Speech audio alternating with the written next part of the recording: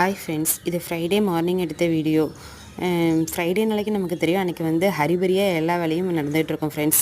காலையில் சீக்கிரமாக எழுந்திருக்கணும், வாசல் தெளிக்கணும், அன்னைக்கு வாசலுக்கெல்லாம் மஞ்சள் குங்குமம் வைக்கணும், மற்ற பூஜை வேலை சொல்லிட்டு எல்லா சாமிக்கும் பூ வைக்கிறதுலேருந்து திரி போட்டு எண்ணெய், அதுக்கடுத்து காலையில் பசங்களுக்கு டிஃபன் கட்டணும், லன்ச் பண்ணணும், அவங்கள ஸ்கூல் அனுப்பணும், டைமுக்கு படைக்கணும்.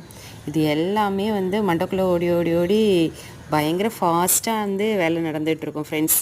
அவ்வளோ வேலை கஷ்டமாக இருந்தாலும் நம்ம கடைசியாக அந்த பூஜை அறைக்குள்ளே போயிட்டு ஒரு விளக்கு மட்டும் ஏற்றி நம்ம மனசை வந்து நம்ம கண் வந்து அந்த தீப ஒளியில் பார்க்குறப்ப நம்ம செஞ்ச அன்றைக்கான கஷ்டமான வேலைலாம் கூட அப்படியே பனி மாதிரி போயிடும் ஃப்ரெண்ட்ஸ்.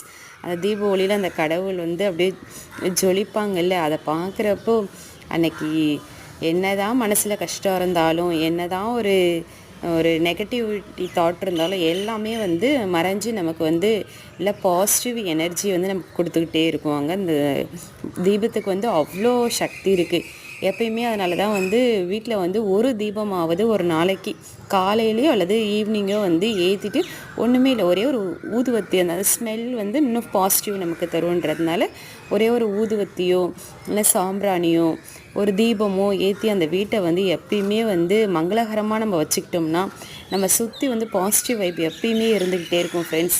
அதை நம்மளால் பயங்கரமாக வந்து உணர்ந்து நம்மளும் ரொம்ப எனர்ஜெட்டிக்காக இருக்க முடியும் ஃப்ரெண்ட்ஸ். இது வந்து நீங்களும் ட்ரை பண்ணி பாருங்கள். எல்லார் வீட்லேயும் கண்டிப்பாக இது எல்லாமே பண்ணுவோம். அது வந்து இன்னும் நம்ம உணர்ந்தோம்னா இன்னும் நம்மளோட லைஃப் நல்லாயிருக்கும் ஃப்ரெண்ட்ஸ். தேங்க்யூ ஃபார் யுவர் வாட்சிங்.